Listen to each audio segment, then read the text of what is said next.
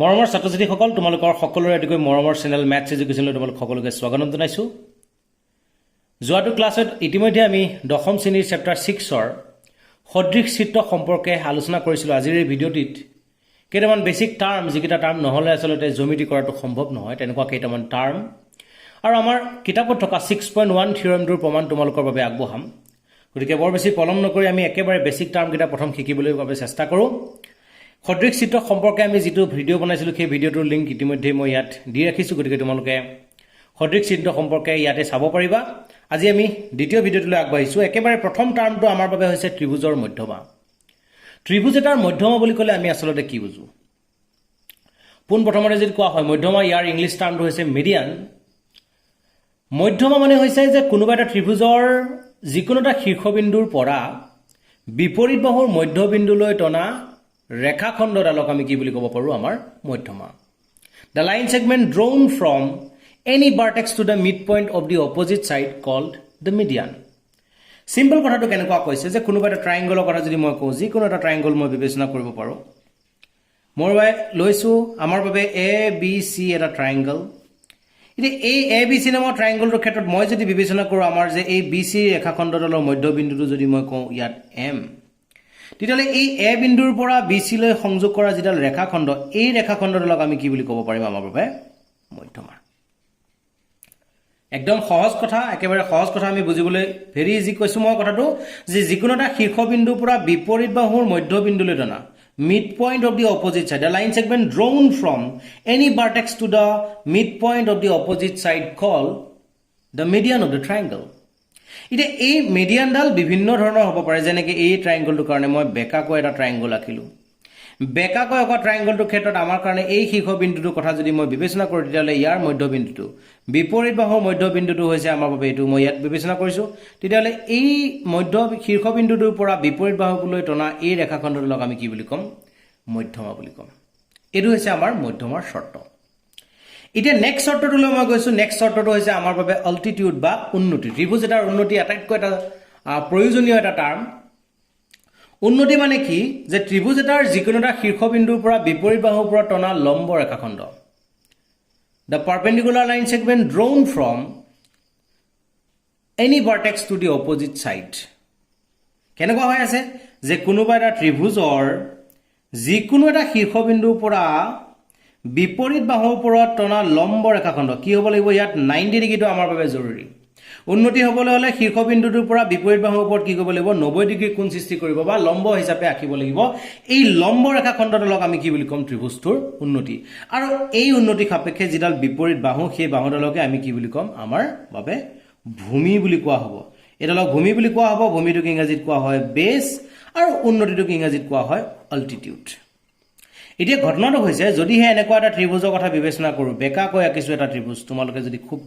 ভালদৰে নিৰীক্ষণ কৰা এই বেকাকৈ অঁকা ত্ৰিভুজটোৰ ক্ষেত্ৰত মই কথাটো কেনেকৈ ক'ম? এতিয়া প্ৰয়োজন হৈছে যেনেকুৱা যে মোক কোৱা হৈছে যে এই শীৰ্ষবিন্দুটোৰ পৰা মই যদি বিপৰীত বাহুৰ ওপৰত লম্ব টানিবলগীয়া হয়, এতিয়া যদি মই এনেই কমনলি মই যদি চাওঁ, এই কোণটোৰ মানেই আমাৰ 90 ডিগ্ৰীতকৈ ডাঙৰ হৈ আছে। গতিকে ইয়াৰ ভিতৰলৈ যদি আৰু আকৌ তেতিয়াহ'লে এই ৰেখাডাল আৰু বেছি ডাঙৰ এংগলহে সৃষ্টি কৰিব। এইডাল 90 ডিগ্ৰী সৃষ্টি কৰি আছে। আমি যদি কলমটো এনেকৈ 90 ডিগ্ৰীত ৰাখোঁ, এতিয়া 90 ডিগ্ৰীতকৈ বেছি কোণৰ সৃষ্টি কৰি আছে। এতিয়া আৰু যদি মই ইয়াৰ পৰা ইয়াৰ মাজলৈ যদি টানিব লগা হয়, তেতিয়াহ'লে আৰু বেছি বেকা হৈ যাব। মানে 90 ডিগ্ৰীতকৈ আৰু বহুত বেছি ডাঙৰ এংগলহে আমি পাম। কিন্তু আমাক প্ৰয়োজন হৈছে কি? এতিয়া আমাক এটা 90 ডিগ্ৰী এংগলৰহে প্ৰয়োজন হৈছে। এই ক্ষেত্ৰত আমি কি কৰিব লাগে? যেতিয়া এনেকৈ আঁকিব নোৱাৰা হওঁ, তেতিয়া এই ভূমি যিডাল আছে সেই ভূমিডালক আমি অলপ এক্সটেণ্ড কৰি দিব লাগে, অলপ বঢ়াই দিব লাগে। বঢ়াই দিয়াৰ পিছত কি হ'ব? এই বিপৰীত শীৰ্ষবিন্দুটোৰ পৰা এই বঢ়াই দিয়া অংশটোৰ ওপৰত অঁকা লম্ব ৰেখাডালকে আমি কি বুলি ক'ম? উন্নতি বুলি ক'ম। কিন্তু এইবাৰৰ ক্ষেত্ৰতো ভূমি কিন্তু আমি এইডালকে ল'ম। ইয়াৰ পৰা এই দৈৰ্ঘ্যটোকে আমি ভূমি ল'ম, কিন্তু উন্নতিটোৰ ক্ষেত্ৰত আমি কি কৰিব লাগিব? এই বাহুডালক বঢ়াই দিয়াৰ পিছত যিটো বিন্দুত সি 90 ডিগ্ৰী সৃষ্টি কৰিছে, সেই বিন্দুটোলৈকে আমি লম্বডাল আঁকিব লাগিব। গতিকে এই ত্ৰিভুজটোৰ ক্ষেত্ৰত আমাৰ বাবে ভূমি হ'ব এইডাল, আৰু উন্নতি হ'ব এই টুকুৰাটো। এইটো হৈছে আমাৰ দুটা বেছিক টাৰ্ম, যি দুটা টাৰ্ম আমি জানিব লাগে। 6.1 থিয়ৰমটো কৰাৰ আগতে আৰু এটা থিয়ৰম আমাৰ বাবে প্ৰয়োজনীয় আছে। সেইটো আমি ক্লাছ 9ৰ চেপ্টাৰ 9ত আমি পঢ়িছিলোঁ। ক্লাছ 9ৰ চেপ্টাৰ 9ত পঢ়া থিয়ৰমটো আমাৰ বাবে কি আছিলে? যে কোনোবা দুডাল সমান্তৰাল ৰেখা দুডাল সমান্তৰাল ৰেখা মই বিবেচনা কৰিছো আমাৰ বাবে এই ৰেখাডালৰ লগত এই ৰেখাডাল আমাৰ বাবে সমান্তৰাল এটো সমান্তৰাল বুজাবৰ বাবে এনেদৰে সিম্বলটো আমাক দেখুৱা হয় এতিয়া এই সমান্তৰাল ৰেখা দুডালৰ ওপৰত আমি যদি দুটা ত্ৰিভুজৰ কথা বিবেচনা কৰো শৰ্তটো কেনেকুৱা যে একেই ভূমি আৰু একে সমান্তৰালৰ মাজত থকা ত্ৰিভুজবোৰৰ কালি সমান এতিয়া ঘটনাটো হৈছে যে L ৰ লগত M আমি প্যাৰেলেল লৈছো L প্যাৰেলেল টু M আৰু এডাল আমি AB এডাল ৰেখাখণ্ড লৈছো AB ৰেখাখণ্ডৰ ওপৰত ABC আৰু ABD দুটা ত্ৰিভুজ আমি বিবেচনা কৰিছো দুটা বেলেগ বেলেগ কালাৰ ট্ৰায়াঙ্গল মই দিছো তোমালোকৰ বাবে সুবিধাৰ বাবে এটা এটা ট্ৰায়াঙ্গল ললো আৰু এটা ট্ৰায়াঙ্গল ললো দুটা বেলেগ বেলেগ কালাৰৰ ট্ৰায়াঙ্গল মই ইয়াত ৰাখিছো এতিয়া কি কৈছো মই ত্ৰিভুজ ABC আৰু ত্ৰিভুজ ABD ক্ৰমে আমি যদি চাও L প্যাৰেলেল M ৰ মাজত আৰু AB ভূমিৰ ওপৰত আছে খুব সাৱধানে চোৱা তোমালোকে AB ভূমিৰ ওপৰত আছে আমি ক্লাস 9 ত ইয়াৰ প্ৰুফটো ইতিমধ্যে পঢ়ি আহিছো কি কৈছে আমাৰ যে কোনোবা দুডাল একে সমান্তৰাল যেনেকৈ L প্যাৰেলেল M ৰ মাজত মই আমাৰ দুটা ত্ৰিভুজ আকিছো ABC আৰু ABD এতিয়া এই ত্ৰিভুজ দুটা ক্ষেত্ৰত যদি মাইনুটলিও যদি মই অবজাৰ্ভ কৰো তেতিয়ালে মই দেখিম যে ABC ত্ৰিভুজ আৰু ABD এই ত্ৰিভুজ দুটা ক্ষেত্ৰত দেখিছো সিহঁতৰ ভূমিডাল কমন ভূমি দুইটা কাৰণে ভূমি এডালে AB আৰু সিহঁত বসবাস কৰিছে L প্যাৰেলেল M ৰ মাজত The two triangles are lying between L parallel M and on the stands on that base AB. That means there is a common base. যেহেতু এটা common base আছে গতিকে আমি কি বুলি ক'ব পাৰো যে একে ভূমি আৰু একে সমান্তৰালৰ মাজত ABC আৰু ABD দুটা ত্ৰিভুজ গতিকে আমি কি ক'ব পাৰো এনেকুৱা যদি শৰ্ত মানি চলে তেতিয়ালে আমি স্পষ্ট ভাষাত আমি ক'ব পাৰিম কি বুলি যে এৰিয়া অফ দুটা ত্ৰিভুজ এনেদৰে যদি থাকে তেতিয়ালে সিহঁতৰ কালিগিটা কি হ'ব আমাৰ বাবে সমান সমান হ'ব এটো হৈছে আমাৰ শৰ্তটো কি বুলি কৈছো মই একে ভূমি আৰু একে সমান্তৰালৰ মাজত থকা ত্ৰিভুজবোৰৰ কালি সদায় সমান তোমালোকে নিশ্চয়কৈ স্ক্ৰিনত ধৰিব পাৰিছা উপপাদ্য 6.1 ইতিমধ্যে মই লিখি ৰাখিছো এই উপপাদ্যটোৰ অন্য নাম আছে পূৰ্বতে এই নামটো এই উপপাদ্যটোৰ নাম আছিল মৌলিক সমানুপাতিকতা উপপাদ্য বা বেসিক প্ৰপৰচনেলিটি থিওৰেম বৰ্তমান সময় ইয়াক থেলছ থিওৰেম বুলি কোৱা হয় থেলছৰ উপপাদ্য বুলিও বৰ্তমান সময় ইয়াক কয় কিন্তু পূৰ্বতে ইয়াক বেসিক প্ৰপৰচনেলিটি থিওৰেম বা মৌলিক সমানুপাতিকতা উপপাদ্য বুলি কোৱা হৈছিল এই উপপাদ্যটো অনুসৰি কি হয় যদি এডাল ৰেখা কোনো এটা ত্ৰিভুজৰ এটা বাহুৰ সমান্তৰালকৈ টনা হয় এটা লাইনৰ কথা কোৱা হৈছে যিডাল লাইন কি বুলি কৈছে আমাক কোনোবা এটা ত্ৰিভুজৰ কোনোবা এটা ট্ৰায়াঙ্গলৰ এডাল সাইডৰ লগত প্যাৰেলেলকৈ টনা হৈছে সমান্তৰালকৈ টনা হৈছে তেতিয়ালে আমি কি কৈছে বাহু দুটা নিৰ্দিষ্ট বিন্দুত ছেদ কৰে অবিয়াসলি কি হ'ব এনেকৈ ৰেখাডাল অকা হৈছে ৰেখাডালে যাতে ত্ৰিভুজটোৰ বাকি ৰোৱা এডালৰ লগতটো সি সমান্তৰাল হ'ল যিডাল ৰেখা আমি বিবেচনা কৰিছো সেই ৰেখাডাল কোনোবা এটা বাহুৰ লগত সমান্তৰাল হ'ল কিন্তু তাৰ লগে লগে সি কি হৈ আছে অন্য দুটা বাহুক কিন্তু সি কি কৰিব লাগিব ছেদ কৰিব লাগিব বা কাটিব লাগিব এতিয়া এই যে বাহু দুটাক যে কাটিলে অন্য দুটা বাহুক সেই কটাৰ যেটো অনুপাতটো সেই অনুপাতটোৰ কথা কৈছে আমাক কি হ'ব লাগিব অনুপাত দুটা আমাৰ বাবে সমান হ'ব লাগিব গতিকে আমি একেবাৰে প্ৰথম যেহেতু আমাক এটা ত্ৰিভুজৰ কথা যেহেতু আমাক কোৱা হৈছে গতিকে আমি প্ৰথম ত্ৰিভুজটোক আমি বিবেচনা কৰো এটা ত্ৰিভুজ আমি অংকন কৰিলো এটা ত্ৰিভুজ আমি ললো ABC বুলি এটা ত্ৰিভুজ আমি নাম দিলো প্ৰয়োজন অনুসাৰে আমি এটা নাম দিছো ABC আমাৰ বাবে এটা ত্ৰিভুজ এতিয়া এই ABC নামৰ ত্ৰিভুজটো কোনোবা এডাল ৰেখাই কাটি থৈ গৈছে বুলি কৈছে কিন্তু জদেমৰে কাটা নাই ৰেখাডাল কি হ'ব লাগিব L নামৰ এডাল ৰেখা বিবেচনা কৰিছো আৰু এই L ৰেখাডাল BC বাহুৰ লগত আমি সমান্তৰালকৈ অংকন কৰিছো এটা আমাক কৈছে প্ৰথম প্ৰশ্নটোৱে আমাক এইখিনি কথা কৈছে যে কোনোবা এটা ত্ৰিভুজৰ for a triangle a line is drawn to intersect two sides the remaining sides of the triangle into distinct point and obviously that line is parallel to the third side then we can say that line divides the other two side in the same ratio it means আমি প্ৰথম কি কৰিব লাগিব কোৱেশ্চনটো বুজাৰ পিছত আমি প্ৰথম ছবিটো আঁকিব লাগিব ছবিটো অকাৰ পিছত আমি সেই ছবিটোক আমি জ্যামিতীয়ভাৱে আমাৰ ভাষাত আমি প্ৰকাশ কৰিব লাগিব গতিকে একেবাৰে প্ৰথম কথাটো আমি কি লিখিব লাগে ইয়াক কোৱা হয় সাধাৰণোক্তি আমি লিখিব লাগিব বিশেষ সূত্ৰ আমি লিখিব লাগিব বিশেষ সূত্ৰ আমি ৰিস্টেটমেন্ট বুলি যাক আমি কও বিশেষ সূত্ৰত কি কৰিব লাগে আমি আমাৰ দিয়া থকা যিবোৰ জ্যামিতিক যিবোৰ টাৰ্ম আছে যেনে এডাল ৰেখাৰ কথা কোৱা হৈছে এডাল ৰেখাডালৰ আমি নাম দিছো আমাৰ ৰেখাডালৰ নাম হৈছে L এই এল ৰেখাডালৰ কথা যেতিয়া মই কৈছো মই ধৰি লৈছো যে ধৰা হ'ল ধৰো ত্ৰিভুজ এ বি চিৰ BC ৰ সমান্তৰালকৈ টনা BC লগত সমান্তৰালকৈ যেটা আমি টানিছো BC ৰ সমান্তৰালকৈ টনা L ৰেখাই L ৰেখাৰ কথা কলো L ৰেখাই কি কৈছে AB আৰু AC বাহু কাটিছে এটা এই কটাকটি কৰা বিন্দুকিটা নামটো আমি দিয়া নাই নাম গিটা দি দিছো এটা নাম D আৰু এটা নাম কৈছো E এটা ক'ব লাগিব L ৰেখাই ক্ৰমে AB, AC বাহুক D, E বিন্দুত কাটিছে কি কৈছো মই let ABC be a triangle for which a line L intersect AB and AC of triangle ABC of sides AB and AC of triangle ABC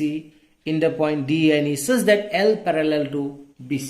আমি সমান্তৰাল ভাবে আঁকিছো এই কথাটো আমি ক'ব লাগিব দুইটা কথা আমি ক'ব লাগিব এটা আমাক কি প্ৰমাণ কৰিবলৈ কোৱা হৈছে প্ৰমাণ কৰিব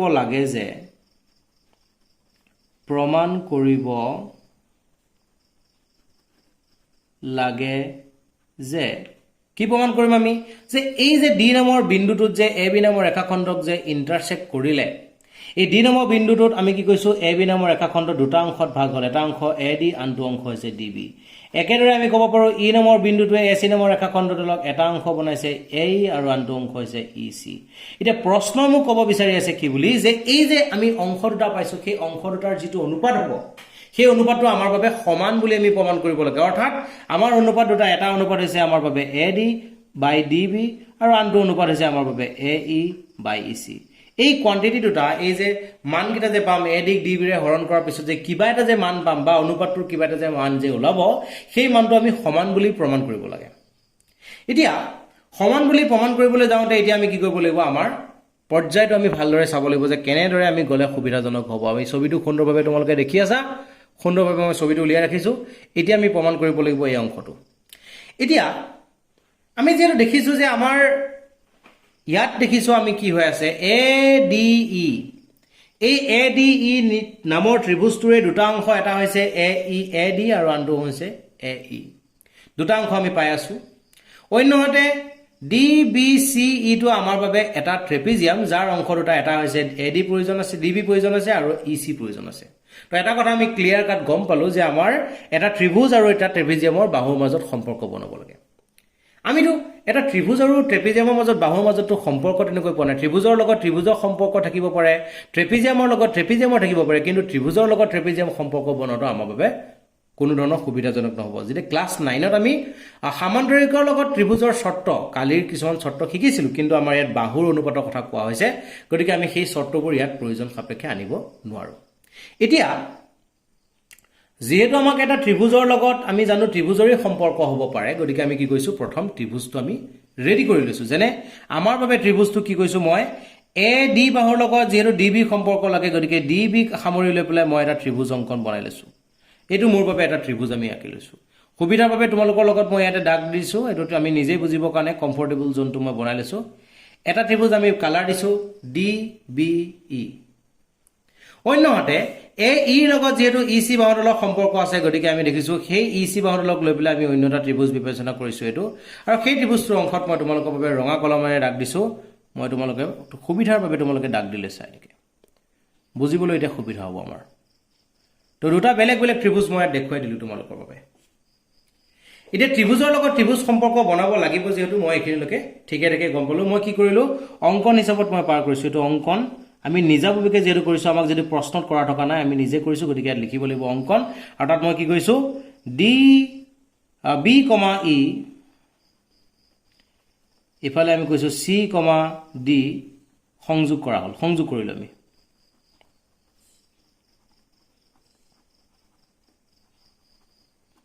আমি এখানে সংযোগ কৰি ললো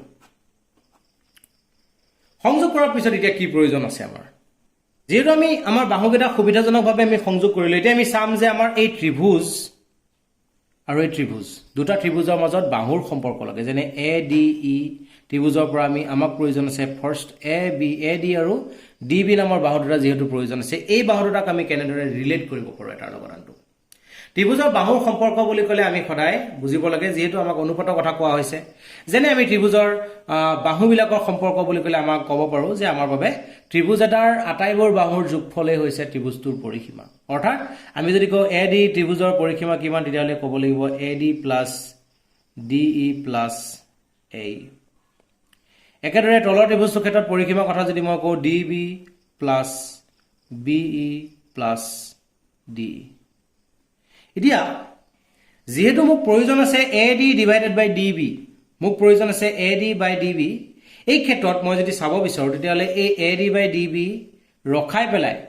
বাকীখিনি কোৱান্টিটি মোক প্ৰয়োজন নাই এইখিনি কেনচেল যাব লাগে নাইকিয়া হ'ব লাগে তাৰ বাবে যদি মই সুবিধাজনকভাৱে চাওঁ ইয়াত আছে ডি ই ইয়াতো আছে ডি ই এতিয়া এই ডি ই লগত এই ডি ই আমি কেনচেল কৰিব তেতিয়াহে পাৰিম যদি ইয়াত মাজত পূৰণ চিন নাইবা হৰণ চিন থাকে হয় দেখিব লাগিব মাল্টিপ্লিকেশ্যন সাইন নাইবা ডিভিজন সাইন নহলে আমি এইবোৰ এনেদৰে সহজে পূৰণ হৰণ থাকিলে আমি কটাকটি কৰিব পাৰো নহলে কিন্তু আমি কটাকটি কৰিব নোৱাৰো যোগ বিয়োগৰ ক্ষেত্ৰত আমি কটাকটি কৰাটো সম্ভৱ নহয় অৰ্থাৎ এই যে ত্ৰিভুজৰ পৰিসীমাৰ যেটো শৰ্ত আমি ব্যৱহাৰ কৰিছিলো সেই শৰ্তটো আমাৰ বাবে প্ৰযোজ্য নহল এটো আমি ইয়াত এপ্লাই কৰিব পৰা নাই এতিয়া ত্ৰিভুজৰ বাহুৰ ক্ষেত্ৰত অন্য যদি কিবা সম্পৰ্ক আছে সেই সম্পৰ্কৰ বাবে আমি মূৰ মাৰিব লাগিব গতিকে সেই ক্ষেত্ৰত মই যদি কওঁ যে ত্ৰিভুজৰ কালিৰ সম্পৰ্কটোৰ ক্ষেত্ৰতো কিন্তু আমাৰ বাহু জড়িত হৈ আছে ত্ৰিভুজৰ কালি বুলি ক'লে আমি কি বুলি পাজো half into base into height half পূৰণ ভূমি পূৰণ উন্নতি আৰু ত্ৰিভুজৰ এই বাহুৰ সম্পৰ্ক আমাৰ মাজত দুটাই এটা আছে পৰিসীমা এটা আছে কালি গতিকে আমি গম পালো যে আমাৰ এই শৰ্তটোৰ ক্ষেত্ৰত আমাৰ এই ত্ৰিভুজটোৰ ক্ষেত্ৰত প্ৰমাণৰ ক্ষেত্ৰত আমাক কি প্ৰয়োজন হৈছে এতিয়া মূলতে ত্ৰিভুজৰ বাহুৰ যে এই সম্পৰ্কটো সেই সম্পৰ্কটোৰ বাবে কালিৰ প্ৰয়োজন হ'ব গতিকে আমি ত্ৰিভুজৰ কালি উলিয়াবৰ বাবে আমাক কি লাগিব হাফ আৰু ভূমি পূৰণ উন্নতি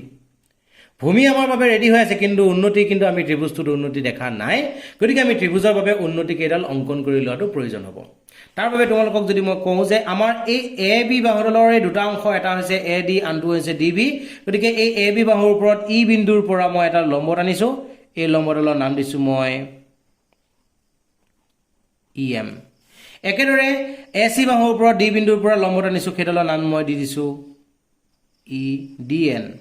তো আমি দুডাল উন্নতি অংকন কৰিছো সেই উন্নতি দুডালৰ নামও আমি সুন্দৰভাৱে দিব লাগিব নামটো দিবলৈ বাবে মই তোমালোকক দেখুৱাইছো চোৱা আমি ইয়াত লিখিছো এতিয়া কি বুলি যে BE আৰু CD সংযোগ কৰা হ'ল আৰু এটা লিখিম আৰু EM perpendicular to AB, DN perpendicular to AC টনা হল টানি ললো আমি এখানে আমি পারপেন্ডিকুলার হিসাবত টানি ললো এতিয়া যদি আমাক প্ৰমাণলৈ যাও প্ৰমাণত আমি স্পষ্ট ভাষাত ক'ব পৰা হলো কি লাগে আমাক এই সম্পৰ্কটো যেহেতু লাগে গতিকে আমি কৈছো এৰিয়া অফ ত্ৰিভুজ ADE যেহেতু তিনিটা শীৰ্ষবিন্দুৰে আগৰি থকাকে আমি ত্ৰিভুজ বুলি কওঁ গতিকে ইয়াতে ত্ৰিভুজৰ সিম্বলটো এক্সট্ৰাকে ব্যৱহাৰ কৰাৰ প্ৰয়োজন নাই area of ADE divided by area of DBE বুলি যদি মোক কোৱা হয় তেতিয়ালে মই কম ওপৰৰ ট্ৰায়াঙ্গলটো ক্ষেত্ৰত মই বিবেচনা কৰিছো মোৰ বাবে বেছডাল হৈছে AD half into base into height AD ওপৰত থকা লম্বডাল আমাৰ বাবে হৈছে EM একেদৰে তলৰ ট্ৰায়াঙ্গলটো ক্ষেত্ৰত মই যদি কওঁ half into এবাৰ যদি আমি বেছডাল যদি DB বুলি ভাবো বিবেচনা কৰিছো আমাৰ বাবে বেছডাল DB তেতিয়ালে এই DB ওপৰত বিপৰীত শীৰ্ষবিন্দুৰ পৰা টনা লম্বডাল হৈছে কি যেহেতু আমি ইয়াৰ পৰা ইয়ালৈ লম্ব টানিব নোৱাৰো কিছু সময় আগতে মই যদি উন্নতি কথাই কত শিকাই গৈছো গতিকে ইয়াৰ পৰা বিপৰীত বাহুৰ ওপৰত লম্ব যেহেতু টানিব পৰা নাই গতিকে বৰ্ধিত কৰি তাৰ ওপৰত আমি লম্ব টানিছো গতিকে DB ডালক যদি আমি ভূমি বুলি বিবেচনা কৰো তেতিয়ালে আমাৰ বাবে EM হ'ব উন্নতি গতিকে ইয়াতে আমি কি লিখিম EM ফাইনালি যদি আমি চাও ইয়াটো হাফ আছে ক্যান্সেল গল ইয়াটো EM ক্যান্সেল গল বাকি আমাৰ বাবে AD by DB এটো হৈছে সমীকৰণ 1 একেদৰে আমি ক'ব পাৰো একেদৰে খিফালৰ ট্ৰায়াঙ্গল কেটা ক্ষেত্ৰটো মই যদি ব্যৱহাৰ কৰো আৰু এৰিয়া অফ খিফালেও মই নাম দিছো কিটো ADE নাম দিলো ডিভাইডেড বাই এৰিয়া অফ এবাৰৰ ক্ষেত্ৰত মই নাম দিছো তাক ECD এই কালাৰ ৰেড কালাৰ ট্ৰায়াঙ্গলটো কথা মই যদি বিবেচনা কৰো তেতিয়ালে এই ক্ষেত্ৰটো আমি ব্যৱহাৰ কৰিব পাৰিম হাফ ইনটু এবাৰ আমি বেছডাল লৈছো ভূমিডাল লৈছো আমি AE গতিকে AE ইনটু AE ওপৰত টনা লম্বডাল হৈছে আমাৰ বাবে DN divided by half into এবাৰ ভূমিডালক আমি EC লৈছো EC ললে তাৰ বাবে উন্নতিডাল হ'ব EC ওপৰত টন লম্বডাল আমি DN বুলি ক'ব লাগিব গতিকে ইয়াটো DN কেনসেল গল হাফ কেনসেল গল বাকি হল আমাৰ বাবে AE by EC equation number 2 আমি দুটা সমীকৰণ সুন্দৰভাৱে পালো এতিয়া কথাটো হৈছে আমাক এই টুকুৰাটোৰ লগত AD নামৰ AD বাই DB লগত আমাক AE বাই EC নামৰ টুকুৰাটো সমান বুলি দেখাব লাগে অৰ্থাৎ সোঁপক্ষকেইটা যদি সমান দেখাব লাগে আমি বাওপক্ষ সমান দেখাব লাগিব এতিয়া বাওপক্ষকেইটা যদি অবজাৰ্ভ কৰো ওপৰটো এৰিয়া অফ ADE আছে ইয়াটো এৰিয়া অফ ADE আছে মানে ওপৰৰ টুকুৰা দুটাটো সমান হৈয়ে আছে কিন্তু আমাৰ তলৰ যি দুটা টুকুৰা আছে DBE আৰু ECD এই টুকুৰা দুটা কালাৰ্ড পৰ্চন দুটা কথা যদি মই কওঁ এই এৰিয়া অফ DBE আৰু এৰিয়া অফ ECD মাজত কিবা এটা নিশ্চয়কৈ সম্পৰ্ক থাকিব আৰু সেই সম্পৰ্কটো আমি এতিয়া বিচাৰ কৰিব লাগে কিছু সময় আগতে তোমালোকক মই সুন্দৰভাৱে পঢ়াই আহিছো তোমালোকে এবাৰ ৰিপিট চাবা এৰা মই কি কৈছিলো যে একে ভূমি আৰু একে সমান্তৰালৰ মাজত থকা ত্ৰিভুজবোৰৰ কালি সদায় সমান হয় গতিকে মই ক'ব পাৰো চিত্ৰৰ পৰা চিত্ৰই মোক কথাটো বিবেচনা কৰিছে চিত্ৰৰ পৰা ত্ৰিভুজ DBE আৰু ত্ৰিভুজ ECD ক্ৰমে L parallel BC ৰ মাজত L parallel BC ৰ মাজত আৰু DE ভূমিৰ ওপৰত আছে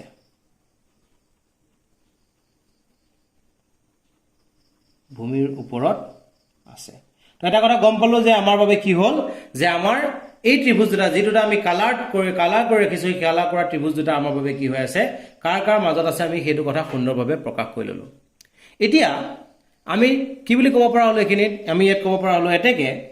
বা হেহে যেহেতু একে ভূমি আৰু একে সমান্তৰালৰ মাজত আছে গতিকে আমি ক'ব পাৰো area of DBE equal to area of ECD দুইটা এৰিয়া সমান সমান হ'ব এটা দুয়োটাৰ এৰিয়া যেটো সমান সমান পাইছো গতিকে এই DBE লগত আমাক কি লাগে ADE লাগে ইফালেও আমি দেখিছো ADE লাগে একেটা কোৱান্টিটি যেটো দুইফালে প্ৰয়োজন আছে গতিকে মই কি কৈছো দুইফালে একেটা সংখ্যাৰে মই হৰণ কৰিব পাৰো যেনেদৰে তেনেহলে এৰিয়া অফ ADE ৰেও দুইফালে মই হৰণ কৰিব পাৰিম ইফালে হ'ব আমাৰ বাবে ECD divided by area of ADE দুয়োটা ক্ষেত্ৰতে মই একেটা কোৱান্টিটিৰে হৰণ কৰিলো এটা একেটা কোৱান্টিটিৰে হৰণ কৰাৰ পিছত মই এতিয়া এই তোমালোকে তলে তলে লিখিবা মোৰ ঠাই নটৰ কাৰণে মই এনেদৰে সুবিধাজনকভাৱে লিখিছো তোমালোকে মিলাই লিখিবা তলে তলে লিখি যাব প্ৰত্যেকটো সমীকৰণ এতিয়া এই সমীকৰণটোৰ পিছৰ সমীকৰণটো আমাৰ বাবে হ'ব কেনেকুৱা যে আমাক ADE টো আমাক লাগে ওপৰত আমাক তলত প্ৰয়োজন নাই ADE গতিকে আমি কি লিখিছো এৰিয়া অফ ADE টো মানে দুয়োফালে মই কি লৈছো ৰেচিপ্ৰকেল লৈছো তোমালোকে নিশ্চয়কৈ শুনিছা প্ৰতিক্ৰম লোৱা মানে হৈছে দুয়োফালে উলুটা কৰি দিয়া কৰিব পাৰো যেতিয়া শূন্য নাথাকে আমি এই কামটো কৰিব পাৰো ওপৰলৈ মই ADE কনভাৰ্ট কৰিলো ওপৰলৈ লৈ গলো আৰু DB টো আমাৰ বাবে তলত আহি গল ফাইনালি যদি মই চাও area of ADE by DBE আমি ইকুৱেশ্যন 1 আৰু ইকুৱেশ্যন 2 ত লিখি আহিছো ADE বাই DB জায়গাত আমি লিখিব পাৰো ADE বাই DB আৰু ADE ডিভাইডেড বাই DB লিখা DB নহয় এবাৰ পিছৰবাৰত আমাৰ আছিল ADE বাই ECD এটো লিখা ভুল হৈছে শুদ্ধ কৰি ল'বা তোমালোকে ECD এইটোৰ ভ্যালু আমি পাই আহিছো AE বাই EC কোৰ পৰা পাইছো 1, 2 ৰ পৰা ফাইনালি আমাৰ কি হৈ গল প্ৰমাণ হৈ গল